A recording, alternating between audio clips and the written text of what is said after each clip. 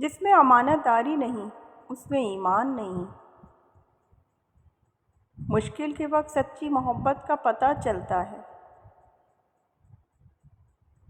آج کا انسان دولت کو خوش نصیبی سمجھتا ہے اور یہی اس کی بد نصیبی کا ثبوت ہے۔ کسی کے ایمان کا اندازہ اس کے وعدوں سے لگاؤ۔ دعا مومن کی ڈھال ہے اور مومن جتنا زیادہ دروازے کو کھٹکھٹائے گا آخرکار دروازہ کھول دیا جائے گا۔ صبر کی دو صورتیں ہیں، جو ناپسند ہے اسے برداشت کرنا اور جو پسند ہے اس کا انتظار کرنا۔ جو ظلم کے ذریعے عزت چاہتا ہے اللہ انصاف کے ذریعے اسے ذلیل کرتا ہے۔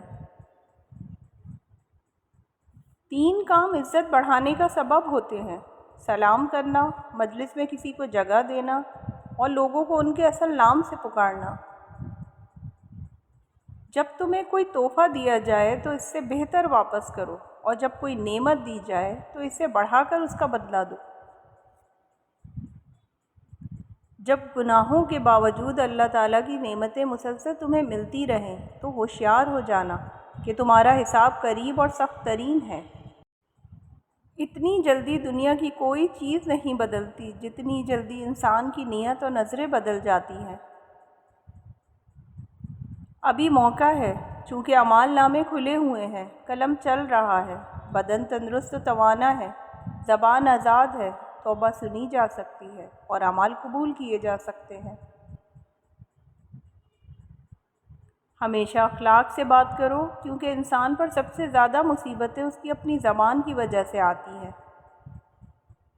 رزق سخاوت میں پوشیدہ ہے، لوگ اس کو محنت میں تلاش کرتے ہیں۔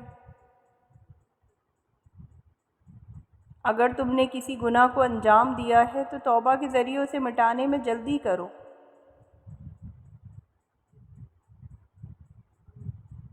رشتوں کو مضبوط رکھنے کے 2 راز: جب آپ غلط ہوں تو اپنی غلطی تسلیم کریں، جب آپ صحیح ہوں تو خاموشی اختیار کریں۔ ہر چیز کا ایک بیج ہوتا ہے اور دشمنی کا بیج مذاق کرنا ہے۔ 3 انسان 3 چیزوں سے محروم رہیں گے: غصے والا صحیح فیصلے سے، جھوٹا عزت سے اور جلد باز کامیابی سے۔ بدکار کی دوستی سے بچنا کیونکہ وہ تمہیں معمولی سی چیز کے بدلے میں بیچ دے گا۔ جب دنیا تمہیں گرانے اور جھکانے میں مصروف ہو تب آپ کے لیے بہترین جگہ سجدہ ہے۔